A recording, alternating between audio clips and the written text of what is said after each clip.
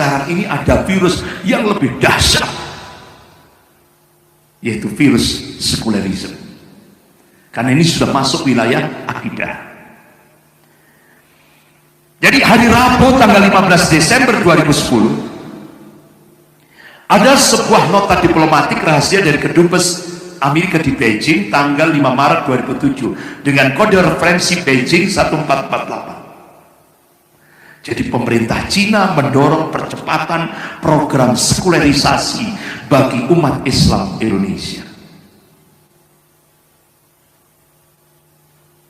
Ini berarti ngasih hutang 647 yang gratis. Tapi umat Islam harus dipercepat dengan program sekularisasi.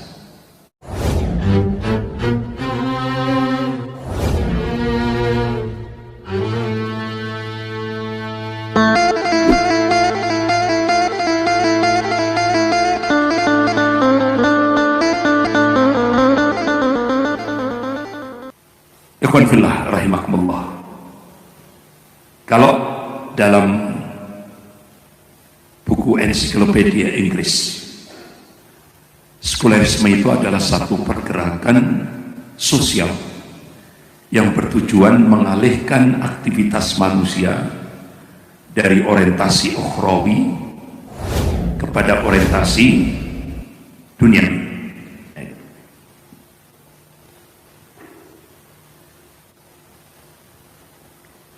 Itu dalam buku ensiklopedia. Dalam kacamata Islam, sekularisme itu adalah ideologi kufur yang bertujuan menjauhkan peranan agama dalam kehidupan dunia. Jadi agama itu dipisah dalam kehidupan dunia.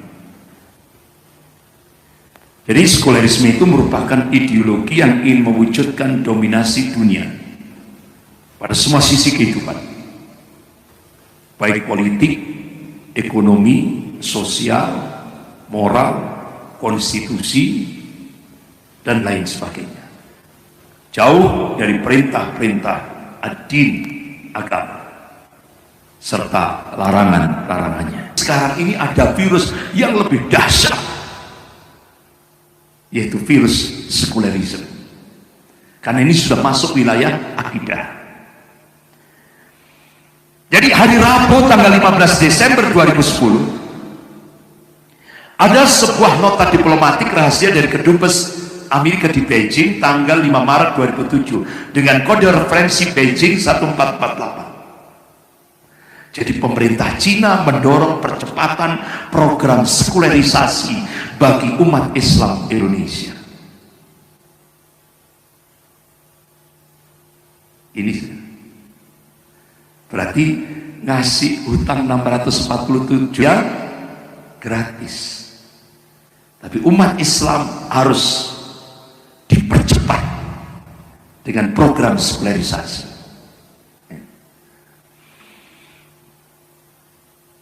Akhirnya Presiden memberikan statement politik dan agama harus dipisah. Bagaimana respon ormas Islam? Muhammadiyah merespon, yang diwakili oleh Profesor Kiai Haji Yonahar Ilyas LCMA, Allahumma yarham. Beliau barusan meninggal. Beliau juga sebagai wakil ketua Majelis Ulama Indonesia Pusat. Jadi Muhammadiyah menegaskan Indonesia bukan negara sekuler. Ya. Artinya apa? Jangan sampai Indonesia ini bahasa-bahasa konstitusi negara, jangan sampai sila ketuhanan yang Maha Esa itu dihapus, jangan sampai terjadi. Kalau benar-benar Indonesia dipraktekkan menjadi negara sekuler, otomatis sila ketuhanan yang Maha Esa itu akan dihapus. Karena pondasinya itu sila ketuhanan yang Maha Esa. Makanya dalam prinsip preambul pembukaan Undang-Undang Dasar 1945, negara kesatuan Republik Indonesia berdasarkan ketuhanan yang Maha Esa. Itu dalam preambul pembukaan Undang-Undang Dasar 1945. Ini dalam perspektif Islam, kita tidak boleh memisahkan agama dengan politik. Karena itu sama saja memisahkan umat Islam dari Al-Quran dan As-Sunnah. Makanya kenapa ulama-ulama Ahlus Sunnah seperti Syekhul Islam Ibn Taimiyah rahimahullah, beliau tulis kitab As-Siyasah As-Syar'iyyah.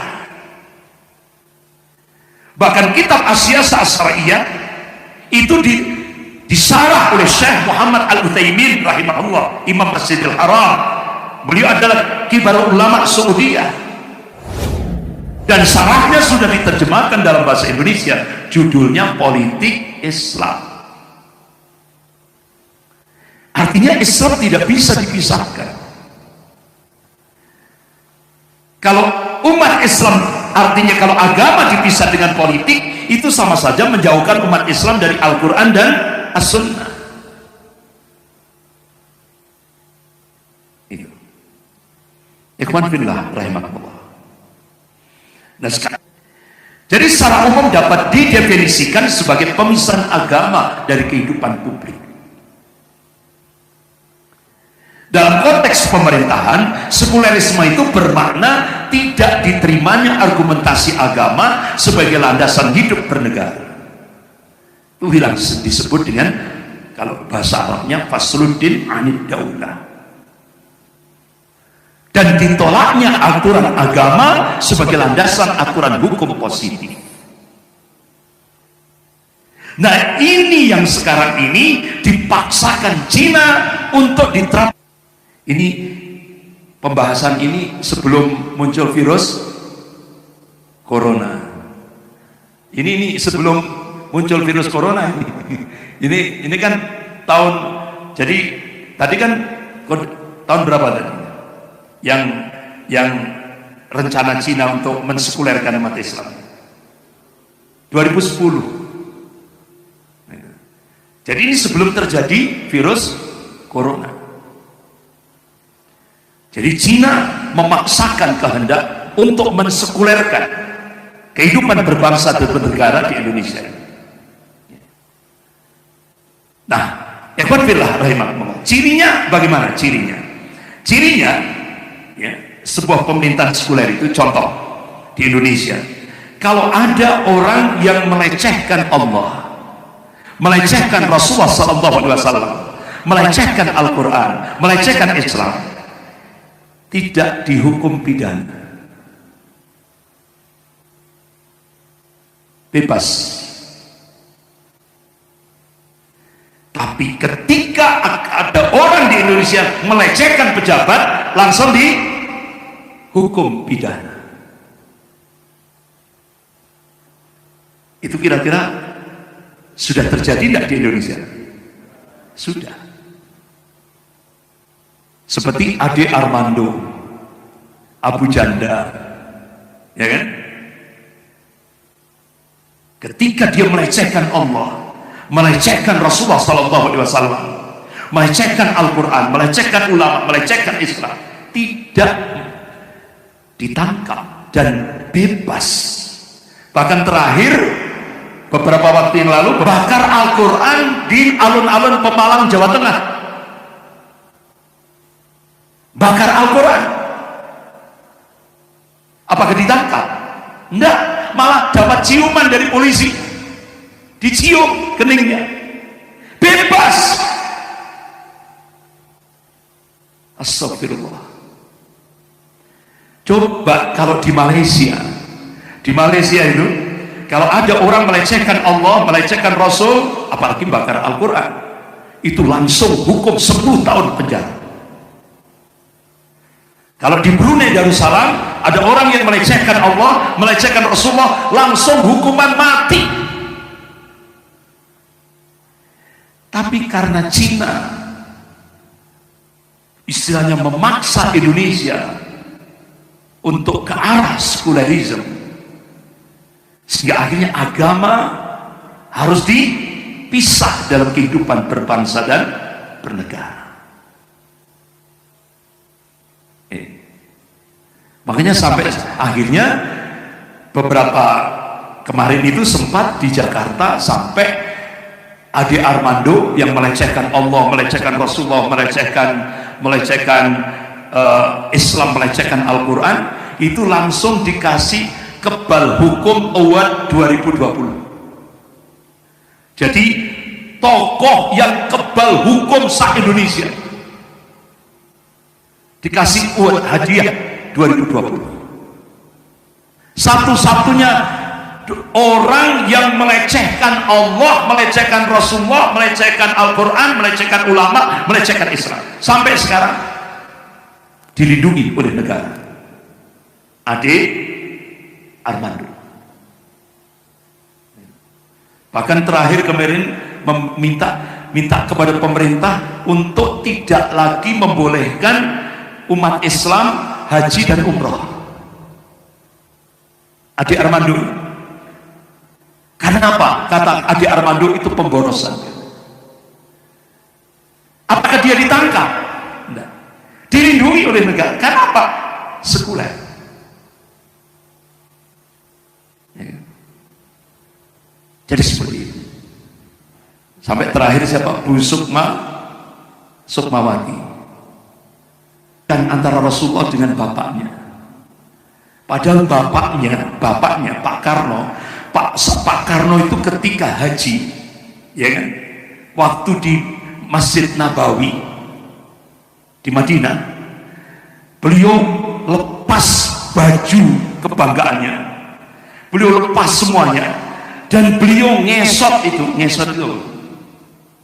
merangkak menuju makam Rasulullah SAW. Berarti Pak Karno menghormati Rasulullah SAW. Nah, ternyata anaknya melecehkan Rasulullah SAW. Kira-kira diperiksa enggak Ibu Sukmawati? Enggak. Karena apa? Sekuler. Kalau ada orang yang melecehkan pejabat, langsung. Contoh, kemarin ada seorang ibu melecehkan Bu Risma, wali kota Surabaya, langsung ditangkap, pidana. Jadi di Indonesia itu sekarang manusia lebih tinggi daripada Allah dan Rasul. Benar enggak? Itu di Indonesia sekarang. Jadi politik Islam dapat diartikan sebagai satu cara untuk mempengaruhi masyarakat istimewa Islamnya. Masyarakat Islam akan bersikap, itulah siasat syar'iyyah. Nah, sekarang apa sih bahaya? Ini contoh-contoh tentang bahaya virus radikalisme sekuler. Ini sudah lebih berbahaya.